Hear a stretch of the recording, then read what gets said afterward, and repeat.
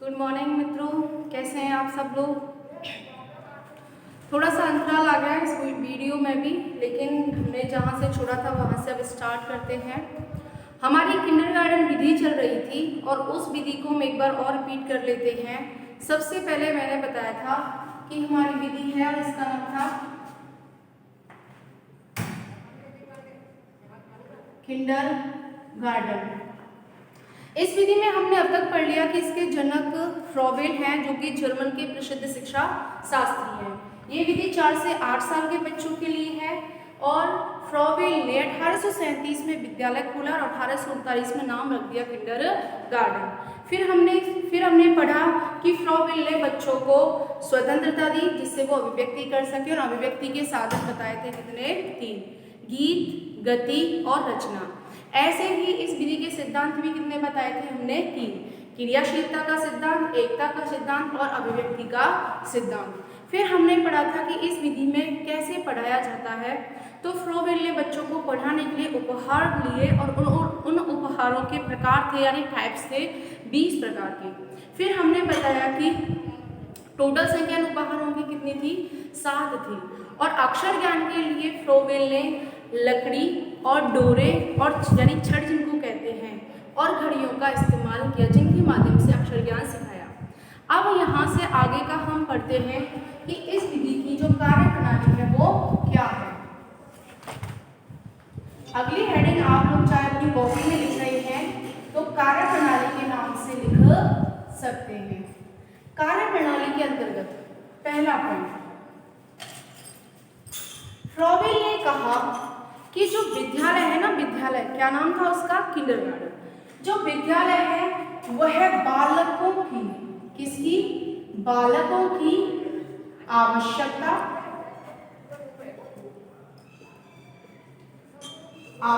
के हिसाब से होना चाहिए, रुचि के हिसाब से होना चाहिए।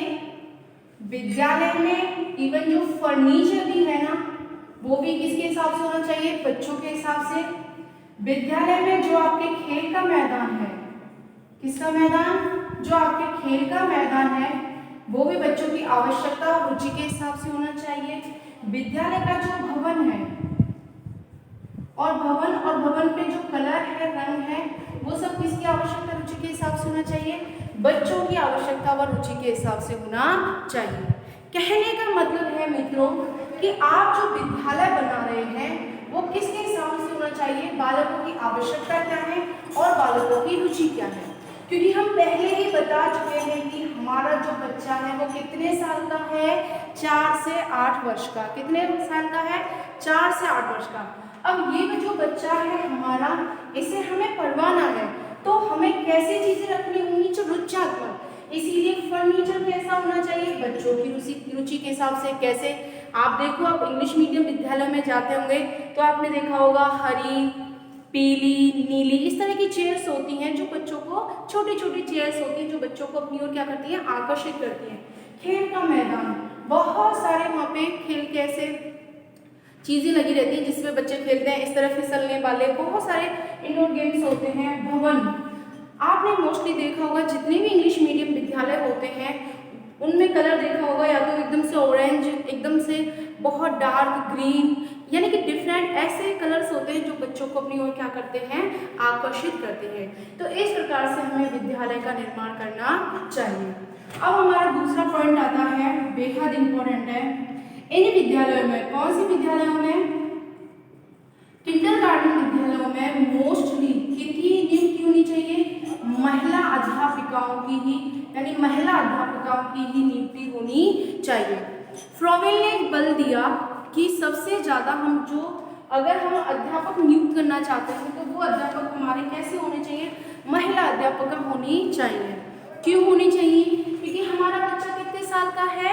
4 से 8 साल का। कितने साल का? 4 से 8। अब इस बच्चे को हम अगर विद्यालय में रख रहे हैं तो वो सबसे ज्यादा अपने किसे मिस करता है? माँ को। इसीलिए उन्होंने कहा कि महिला अध्यापिकाओं को ही नियुक्ति दी जानी चाहिए। और देखिए, अगर आपको पता होगा जितने भी इंग्लिश मीडियम विद्यालय हैं, नर्सरी क्लासेस हैं, सबसे ज्यादा महिला अध्यापिकाओं की ही नियुक्ति होती है। तीसरा पॉइंट, विद्यालय का समय कितना होना चाहिए? यानी एक कालांश का। एक जो हमारा कालांश होता है, इस कालांश का समय होना चाहिए 20 से कितना होना चाहिए, 20 से 25 मिनट। इससे बड़ा कालांश नहीं होना चाहिए, क्योंकि अगर इससे बड़ा कालांश हुआ तो बच्चा कैसा बोर फील करेगा, क्योंकि हमारा बच्चा कितने साल का है, 4 साल। आप तो जानते हैं 20वीं शताब्दी किसकी शताब्दी है, बालक की। ऐसा किसने कहा, ये लोग आप कमेंट बॉक्स में आंसर दे सकते हैं। और हमें जो भी करना है वो किसके हिसाब से करना है, बच्चों के हिसाब से। इसीलिए तो देखो फर्नीचर, खेल का मैदान, भवन, सब कुछ बच्चों की आवश्यकता के हिसाब से हमने लिया है। इसीलिए महिला अध्यापिकाओं की हमने क्या की है, यहाँ पर नियुक्ति की है। और कालांश भी कितने मिनट का रखना है हमें, 20 से 25 मिनट का। अब आता है कि विद्यालय चलेगा कैसे। तो विद्यालय कितनी पारियों में चलाए जाएंगे, विद्यालय 2 पारियों में चलाए जाएंगे। कितनी पारियों में चलाए जाएंगे, 2 पारियों में चलाए जाएंगे। एक तो प्रातः और एक सायंकाल। प्रातः काल में बच्चों को धर्म की शिक्षा, नैतिकता की शिक्षा, अर्थ की शिक्षा दी जाएगी, जबकि वहीं पर सायंकाल को बच्चों के लिए लगाए जाएंगे व्यायाम, उन्हें संगीत की शिक्षा दी जाएगी, उनसे खेल कूद करवाए जाएंगे। देखिए इसका मीनिंग है कि विद्यालय कितनी पारियों में संचालित होंगे, 2 पारियों में, एक तो सुबह और एक सायंकाल को यानी शाम को। सुबह जब बच्चों को बुलाया जाएगा तो उन्हें धर्म की शिक्षा दी जाएगी, उनको नैतिकता पर बल दी जाएगा। नैतिकता पर फ्रॉबेल ने सबसे अधिक बल दिया है, क्योंकि फ्रॉबेल कैसे थे दोस्तों, आदर्शवादी थे। देखो इस तरह के प्रश्न भी कई बार पूछ लिए जाते हैं कि किंडरगार्टन विधि पर किस वाद का सबसे अधिक प्रभाव पड़ता है।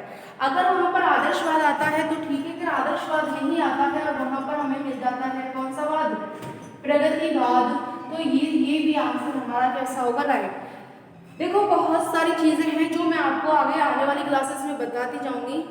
अब जो आपके पेपर्स हैं वो ये नहीं है कि रटा रटाया आया और आपने पढ़ लिया और आप पास हो गए, नहीं।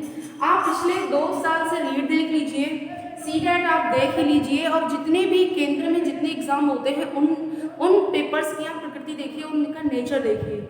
हर बार नया पेपर आता है, हर बार जो पेपर का स्तर है वो कठिनता की ओर ही बढ़ रहा है, और उसके पीछे रीजन है कि हमको क्वालिटी चाहिए। तो हमें इस तरह से पढ़ना है कि हम किसी भी प्रश्न का आंसर इजीली दे सके, क्योंकि प्रश्न तो वही होता है लेकिन उसके जो ऑप्शंस हैं वो डीपली पूछ लिए जाते हैं। और इसलिए हम कई बार हम ये कहते हैं कि प्रश्न तो पढ़ा था लेकिन पता नहीं आंसर कहाँ से आया, मैं तो जवाब ही नहीं दे पाया। तो उसके पीछे रीजन ये है कि हमारे पास में अधूरी जानकारी होती है और इस वजह से हम उसका आंसर नहीं दे पाते हैं। तो कितनी पारियों में संचालित करवाया, 2 पारियों में, सुबह और शाम को। सुबह उन्हें धर्म, नैतिक शिक्षा, अर्थ की शिक्षा दी और नैतिकता पर विशेष बल दिया, क्योंकि फ्रॉबेल आदर्शवादी थे और आदर्शवादियों का लक्ष्य था, ये थोड़ा और डीप हो जाएगा क्वेश्चन, आदर्शवादियों का लक्ष्य था शिक्षा के हिसाब से किसकी प्राप्ति, मोक्ष की प्राप्ति। थोड़ा वहां पर डीप आप नहीं चाहते हैं। इन्होंने अर्थ की शिक्षा दी कि बच्चे को आगे कैसे बनाया जाए, और शाम को उन्होंने खेल, संगीत, व्यायाम आदि की शिक्षा दी, क्योंकि अगर आप पढ़ने में बल देंगे, इन चीज़ों पे बल नहीं देंगे तो बच्चे का सर्वांगीण विकास नहीं होगा। और आज का जो युग है उसमें बच्चे का सर्वांगीण विकास होना बेहद जरूरी है। तो यहाँ तक हमने देखा कि इस विधि की कार्यप्रणाली ये मानी जाती है। एक बार और देख सकते हैं, कार्यप्रणाली में पहला पॉइंट है बालकों का जो विद्यालय है वो उनकी आवश्यकता रुचि के हिसाब से होना चाहिए, इसलिए फर्नीचर, खेल का मैदान, भवन, उसका रंग, सब कुछ बच्चों की आवश्यकता के हिसाब से होना चाहिए। दूसरा पॉइंट, किनकी नियुक्ति होनी चाहिए, ओनली महिला अध्यापिकाओं की ही नियुक्ति होनी चाहिए। तीसरा पॉइंट, कालांश कितने मिनट का रखना है, 20 से 25 मिनट का कालांश रखना है। विद्यालय कितनी पारियों में संचालित करना है, 2 पारियों में संचालित करना है, सुबह और शाम को संचालित करना है। अब इतना पढ़ने के बाद, इतनी विधि पढ़ने के बाद में हमारा आता है कि इस विधि की इम्पोर्टेंस क्या है, विद्यालयों में इस विधि का प्रयोग कैसे किया जाएगा, इसको कैसे यूटिलाइज किया जाएगा। मैं कुछ आपको इस बीच में बताना चाहती हूँ। कई बच्चे ये कहते हैं कि मैडम वीडियो क्यों नहीं आ रही है, या बहुत सारी चीज़ें हैं। तो मैं आपको बता दूँ, देखो आपको थोड़ी हेल्प तो हमारी भी करनी होगी। आपको सब्सक्राइब बढ़ाने पड़ेंगे जिससे हम लाइव आ सकें। जब तक सब्सक्राइब नहीं करोगे, जब तक आप शेयर नहीं करोगे, लाइक नहीं करोगे, तो हमें कैसे पता चलेगा कि आपको समझ में आ रहा है या नहीं आ रहा है। आप कमेंट्स नहीं करोगे, शेयर नहीं करोगे, लाइक नहीं करोगे, कुछ हमारे लिए फीडबैक नहीं दोगे, तो कैसे मालूम चलेगा। दूसरा ये है कि आप चाहते हैं कि आपको रेगुलर क्लासेस मिल सके, तो उसके लिए ज़रूरी है कि आप लोग ज़्यादा से ज़्यादा इसे सब्सक्राइब करें और ज़्यादा से ज़्यादा इसे लाइक और शेयर करें, क्योंकि जितनी जल्दी आप सब्सक्राइब करोगे उतनी ही जल्दी मैं आपके सामने लाइव आ पाऊँगी, और लाइव आने के बाद में हम लोग डेली क्लास लगा सकेंगे। आगे बढ़ते हैं, इस विधि का महत्व क्या है। सबसे पहले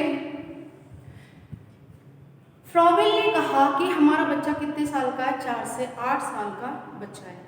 तो इन्होंने सबसे ज्यादा बल दिया अक्षर ज्ञान पर। तो इन्होंने बच्चों को गीतों के माध्यम से, आपको बताया ना मैंने अभिव्यक्ति के कितने साधन बताए हैं फ्रॉबेल ने, 3।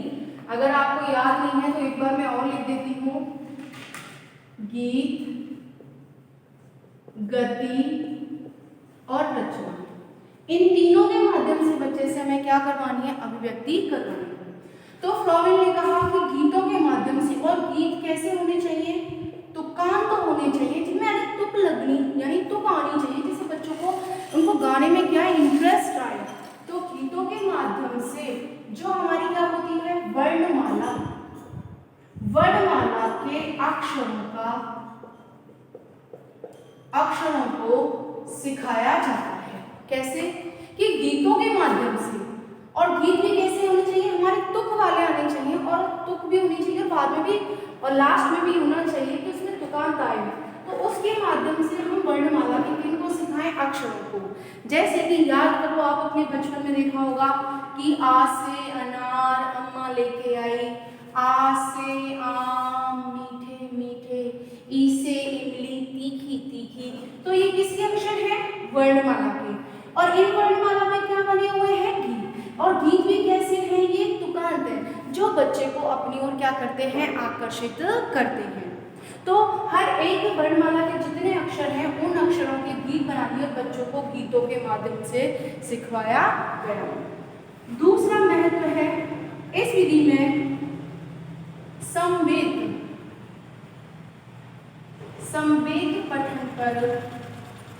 संवेद पठन करवा के क्या करवाया, बच्चों से उच्चारण करवाया, संवेद पठन।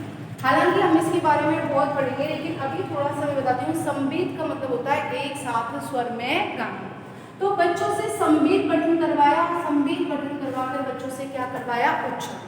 क्यों करवाते हैं संवेद पठन?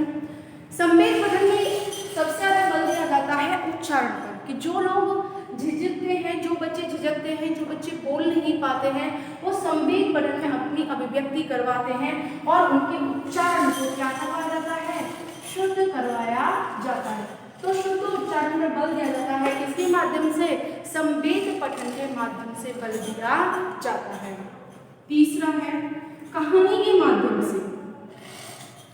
कहानी तो बनवाई जाएगी, लेकिन ये कहानी किसके माध्यम से बनवाई जाएगी, चित्रों के माध्यम से। जिसका निर्माण करना, कहानी का निर्माण करना।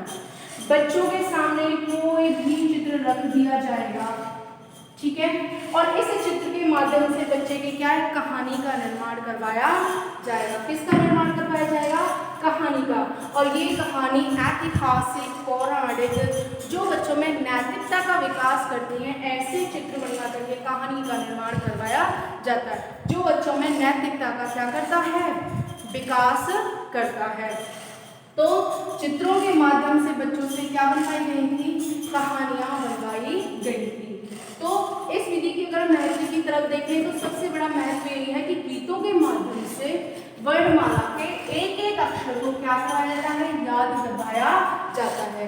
दूसरा है संवेद पठन का विकास। सबसे ज्यादा किस पे काम करते हैं, संवेद पठन। एक साथ बोलना, एक साथ जब बोलेंगे तो बच्चे जो भी गलत उच्चारण कर रहे हैं तो वो इनका अनुकरण करके अपने उच्चारण को कैसा करते हैं, शुद्ध करते हैं। कैसा करते हैं, शुद्ध करते हैं, यानी शुद्ध उच्चारण को।